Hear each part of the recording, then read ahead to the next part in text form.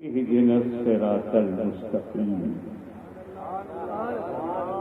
صدق الله مولانا العلي العظيم وبلغنا رسوله النبي الأمين الكريم ونحن على ذلك من الشاهدين والشاكرين والحمد لله رب العالمين. إن الله وملائكته يصلون على النبي يا أيها الذين آمنوا صلوا عليه وسلموا تسليما. اللهم صل على سيدنا مولانا محمد وعلى آل سيدنا مولانا محمد وبارك وسلم كما تحب وترضى أن تصلي عليه.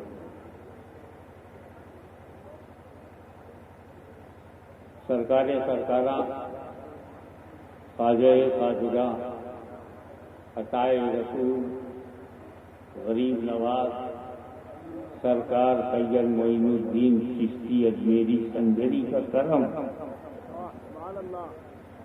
کہ اپنے سلسلے کے ایک لاڈلے کو توسا شریف میں رکھا تو اس کی نشانی کو ہماری بس میں بھیج دی.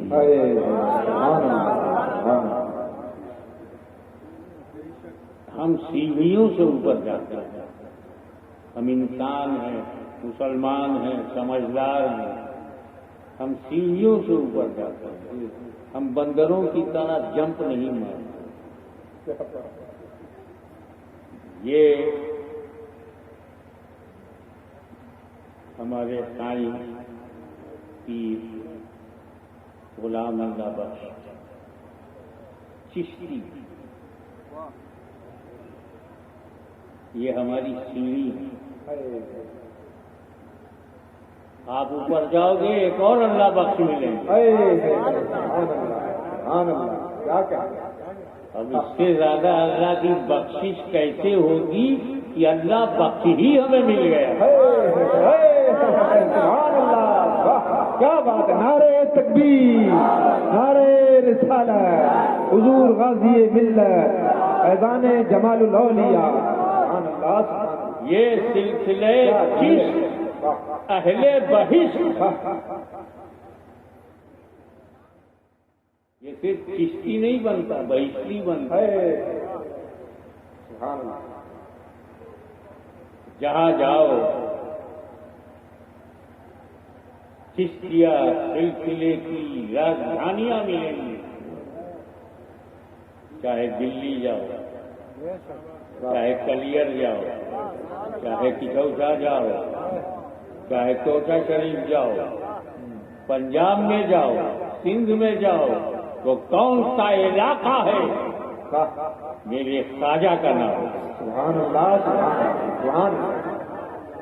یہ تو راجستھان ہے، راجاؤں کی دھرتی ہے. راجا غائب ہو گئے، خواجہ زندہ ہے. سبحان اللہ، سبحان اللہ، سبحان اللہ، سبحان اللہ. راجا وہ ہے جو سروں پر حکومت کرے، خواجہ وہ ہے جو دلوں پر حکومت کرے. سبحان اللہ.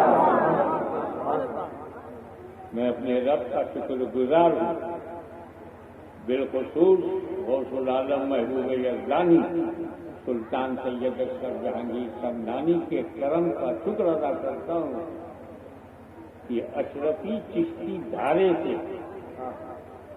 چشتی سلیمانی دھارے کو ملایا اور دونوں کو اکٹھا کر دیا کہ کل بھی ہم ایک تھے، آج بھی ہم ایک ہیں، مرتے دم تک ایک رہیں گے. سبحان اللہ، سبحان اللہ.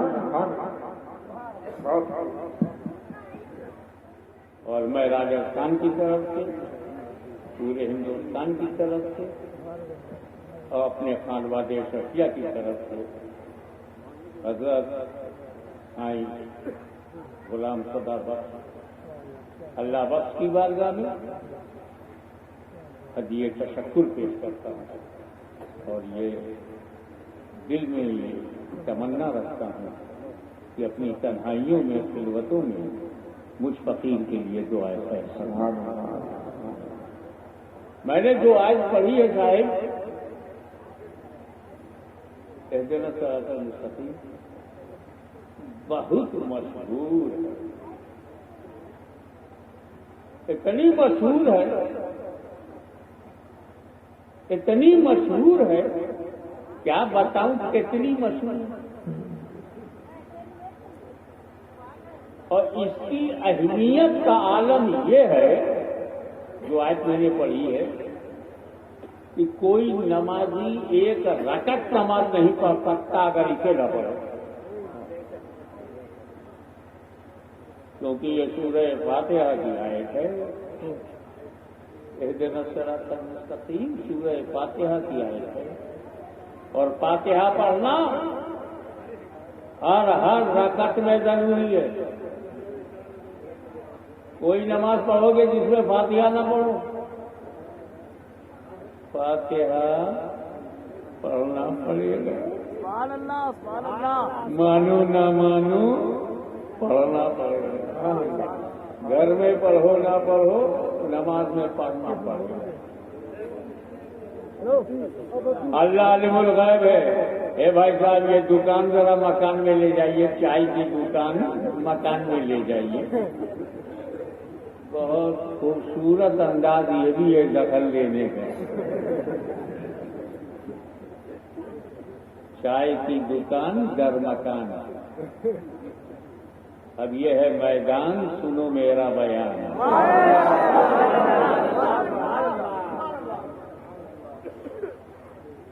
اللہ عالم الغیب شاہدہ ہے، اسے معلوم ہے کہ میرے بندوں میں ایسے بندے ہیں جو فاتحہ چھوڑیں گے نہیں،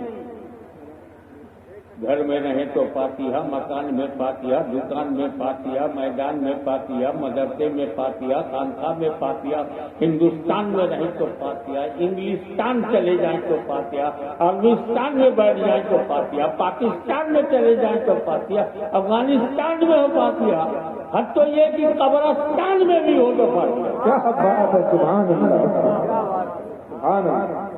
اور اسی اللہ کو یہ بھی معلوم ہے کہ میرے بندوں میں کچھ بندے ایسے ہیں جو فاتحہ کا نام سنیں تو چہرے کا جغرافیہ بگڑ جاتا ہے، برا مان جاتا ہے، مگر اللہ عالم الغیب کے ساتھ ساتھ قادر مطلق ہے۔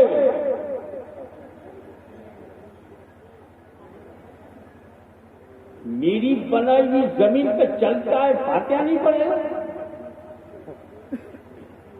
میرے بنائے ہوئے آسمان کے نیچے رہتا ہے، فاتحہ نہیں پڑے گا؟ میرا کیا ہوا کھاتا ہے، فاتحہ نہیں پڑے گا؟ تو اپنے کو سمجھتا کیا ہے؟ تو ہے کتنے پانی میں؟ تیری حیثیت کیا ہے؟ میں قادر ہوں تو مقدور ہے، میں جابر ہوں تو مجبور ہے، میں معبود ہوں تو عابد ہے۔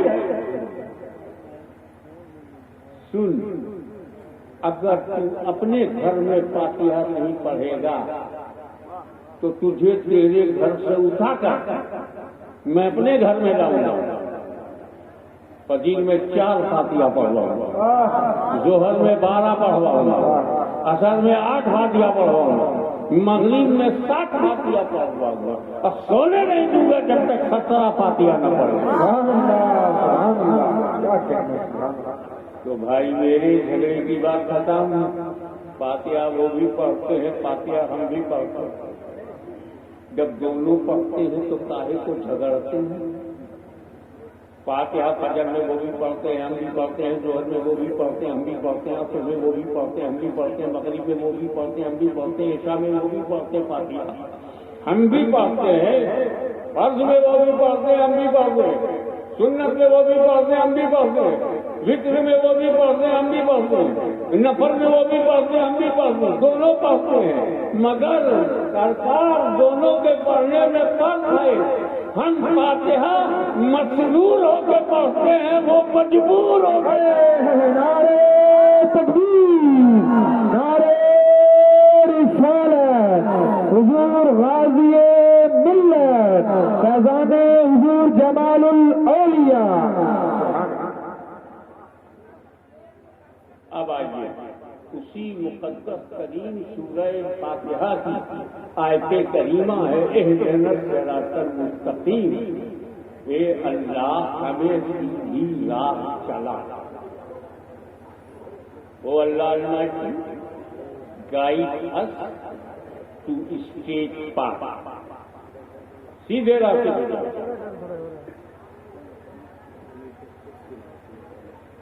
اے اللہ ہمیں سیدھے راستے پہ چلا.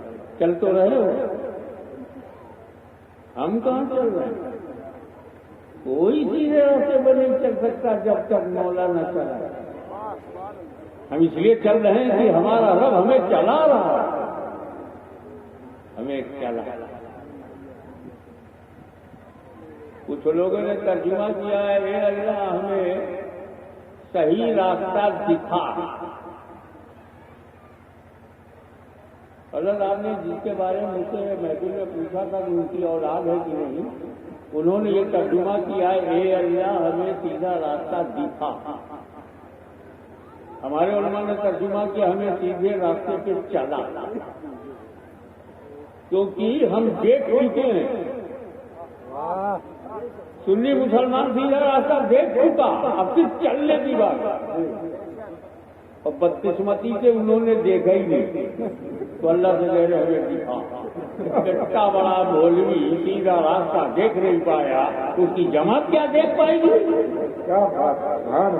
وہ جماعت سیدھے راستے پر چلے گی جس نے سیدھا راستہ دیکھا بھی ہو, اور صرف چلنے کے لیے کہہ رہا ہوں کیونکہ اللہ جب تو چلاتا ہے, جب تو چلاتا ہے تو بندہ 6 کروڑ برس چلتا ہے. یہ اللہ جب تو چلاتا ہے تو ایک بندہ 6 کروڑ برس چلتا ہے. جب تو چلانا بند کر دیتا ہے تو آدم کے سامنے وہ اکڑ جاتا ہے. تو ایسا نہ ہو کہ 6 کروڑ برس تو سیدھے راستے پر چلتا رہا, مگر جب بات نبی کی آئی, انہیں تعظیم کی بات آئی, اسجدوا لآدم, آدم کا سجدہ کرو, فسجدوا, سارے فرشتے سجدے میں چلے گئے الا ابلیس. کیونکہ جب اللہ چلانا بند کر دیتا ہے تو بڑے سے بڑے چل نہیں پاتے, اور جب چلانا چاہتا ہے تو چھوٹا سا کسان بھی سیدھے راستے پر چلتا ہے.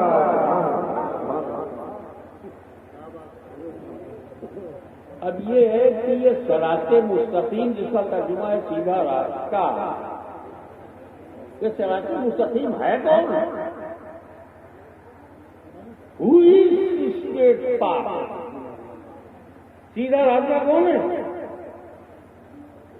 بعد مفسر نے فرمایا صراط مستقیم کا مطلب ذات پاک مصطفیٰ,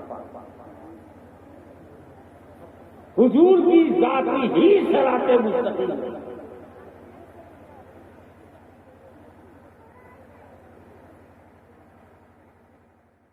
آسانی سے سمجھاؤں, آپ کہیں گے صراط مستقیم اسلام ہے. میں آپ سے جھگڑا نہیں کروں گا, پوچھوں گا لاؤ ایک اسلام جس میں رسول نہ ہو, اور لاؤ رسول جس میں اسلام نہ ہو. یہ دونوں الگ الگ ہیں کہاں؟ رسول ملے تو اسلام ملتا ہے, رسول کو چھوڑ دو اسلام چھوڑ جاتا ہے. تو رسول ہی اسلام ہے, اسلامی سیدھا راستہ ہے تو رسول ہی سیدھا راستہ ہے. ایک بات بتاؤ, حضور صلی اللہ تعالی علیہ وسلم اگر مل جائیں تو سیدھا راستہ ملا, اور حضور صلی اللہ تعالی وسلم کا دامن چھوٹ گیا تو سیدھا راستہ گیا. رسول ملے صراط مستقیم ملی, رسول چھوٹ گئے صراط مستقیم چھوٹ گئی, تو رسول ہی صراط مستقیم. تو جو رسول تک گیا کامیاب رہا, تو پھر اہدنا کا کیا مطلب؟ صراط مستقیم سے ذات پاک مصطفیٰ مراد لی جائے تو اہدنا کا مطلب یہ اللہ ہمیں لے چل صراط مستقیم تک, اور صراط مستقیم ہے رسول, تو مطلب ہوا ہے اللہ ہمیں رسول تک لے چل. تو کہ رسول تک جانے پر ہی خدا تک پہنچیں گے. یہ اللہ تو ہمارے لیے داعی رسول ہو جا. مالک و مولا اپنے کرم سے تو داعی رسول رسول تک لے جانے والا ہو جا. ہمیں اٹھا اور رسول تک لے جا. جب اللہ داعی رسول ہے تو اے رسول آپ کیا ہیں؟ تو قرآن کہتا ہے یا ایھا النبی انا ارسلناک شاہدا ومبشرا ونذیرا وداعیا الی اللہ بإذنہ. رسول داعی اللہ، اللہ داعی رسول، رسول داعی اللہ. کیا مطلب؟ اللہ رسول تک لے جاتا ہے، رسول خدا تک لے جاتا ہے. سبحان اللہ سبحان اللہ کیا سبحان اللہ. اس کی ایک ایسی مثال دے دوں کہ ہمالیہ ہل سکتا ہے،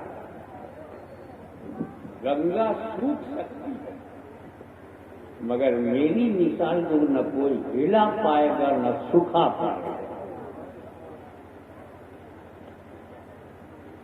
کیونکہ یہ بالکل اٹل ہے اور سنیوں کا اٹل، وہ اٹل نہیں. ہاں 10 آدمی بھی سمجھ جائے تو میرا کام ہو گیا. آؤ عالم خیال میں کعبے کا نظارہ لیں تو دیکھو گے کعبے کی طرف پیٹ کر کے بیٹھے ہیں. کعبے کی دیوار کی طرف چہرہ نہیں ہے، پیٹ ہے. کفر کی حالت میں، کفر کی حالت میں بیٹھے ہیں. اچھا، اسی حالت میں ادب نہیں ہوتا. چاہے کعبۃ اللہ کی طرف کوئی پیٹ کرے اور چاہے مدینے میں رسول اللہ کی جالی کی طرف کوئی پیٹ کرے، ہم سمجھ جائیں گے ابھی ایمان کی لذت سے محروم ہے. پیٹ لگا بیٹھا. ایک چغل خور آیا، وہ کچھ لوگ ہوتے ہیں نا کان میں پھوس پھوس پھوس پھوس پھوس،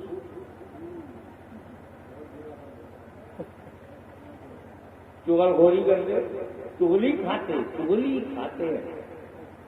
میرے پاس آئے، بولے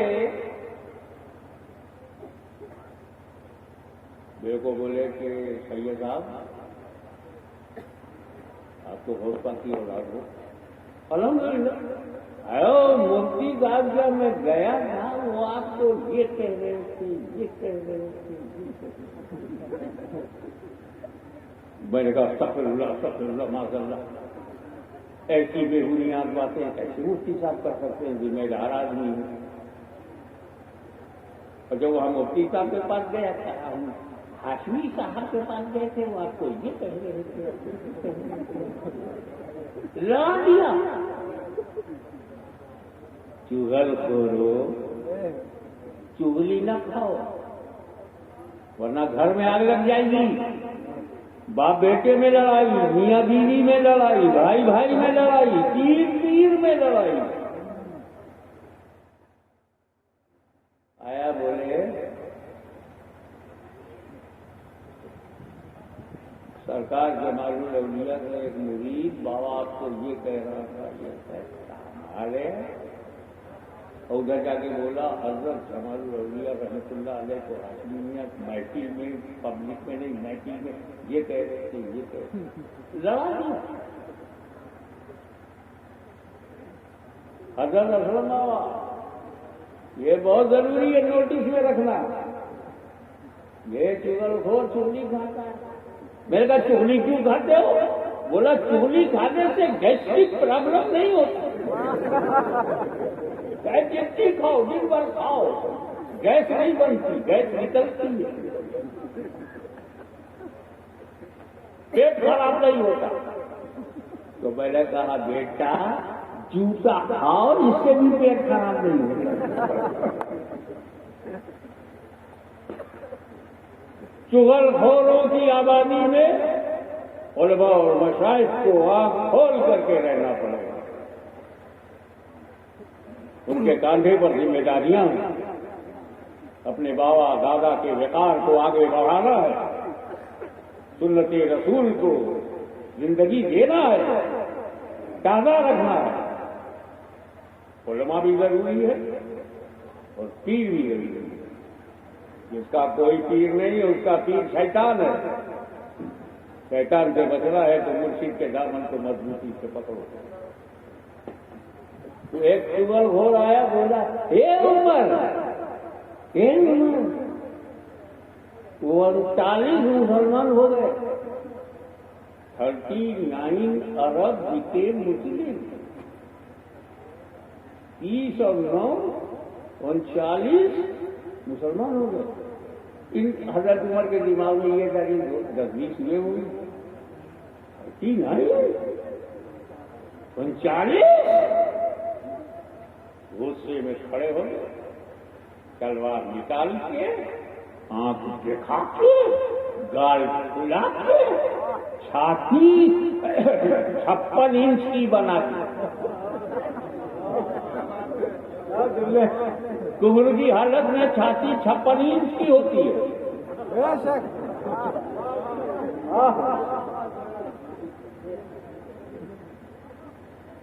اور جب وہ برے دن آتا ہے تو کہتا ہے اچھے دن آنے والے۔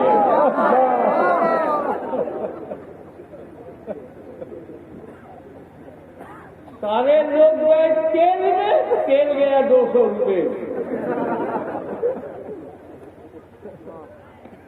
کفر کی حالت میں تھے، بولے کیا بولا تھا؟ 39 مسلمان ہوئے۔ تلوار نکال کر ہوا میں لہرا کر دھار دکھا کر بولے ٹھیک ہے 39 ہو گئے 40واں نہیں ہونے دوں گا۔ کیا بولے؟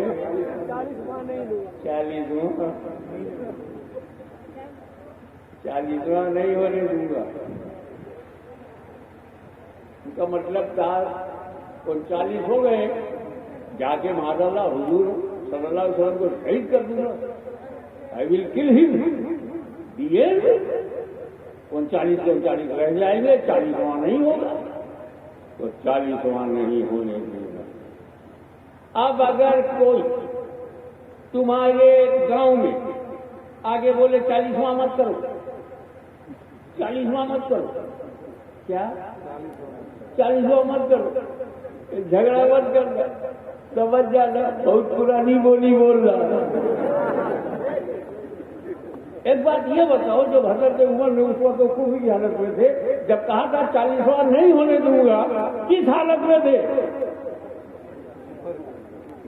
کس حالت میں تھے؟ کفر کی حالت میں۔ معلوم اسی حالت میں لوگ ایسا بولتے ہیں۔ ادھر رحمت خدا دیکھ رہی، کیا بولا تو؟ میرے نبی کو قتل کرے گا، مرڈر کرے گا، ہتیا کرے گا، تو ہے کون؟ یہ حیثیت کیا؟ Stand up, go to my property, چل میرے نبی کے پاس۔ اللہ نے عمر کو کعبے سے اٹھایا اور اپنے محبوب کے گھر لے جا رہا ہے۔ قتل کے لیے چلتے ہو؟ چلو۔ مرڈر کے لیے چلنا ہے؟ چلو۔ کل کرو گے؟ چلو۔ کفر کے لیے قدم اٹھاؤ؟ چلو۔ میرا کام ہے بندے کو رسول تک لے جانا۔ تاریخ گواہ ہے، نگاہ عمر نگاہ رسول، نگاہ رسول نگاہ عمر سے ملتی ہے، اور دامن عمر کو ہلا کر رسول پوچھتے کیا تیرے ایمان لانے کا وقت نہیں آیا؟ سبحان اللہ۔ قدم ناز مصطفیٰ پر جبین عقیدت و محبت جھکا کر کہتے ہیں کہ یہ کہتے ہیں اشہد ان لا الہ الا اللہ و اشہد ان محمدا عبدہ و رسولہ۔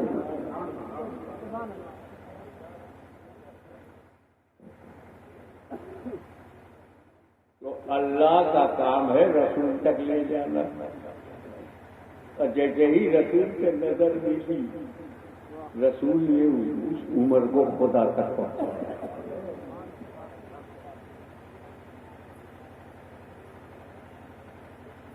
اور اللہ نے رسول کو ہماری ہدایت کے لیے یہاں بھیجا۔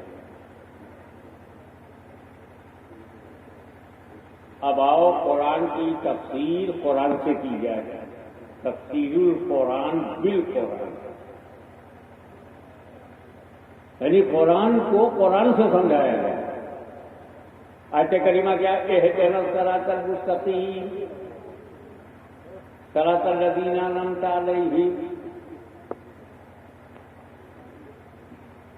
صراط الذین انعمت علیہم، اللہ ہمیں سیدھے راستے میں چلا، اور سیدھا راستہ وہ ہے جس پر انعمت علیہم، جس پر تیرا انعام ہے۔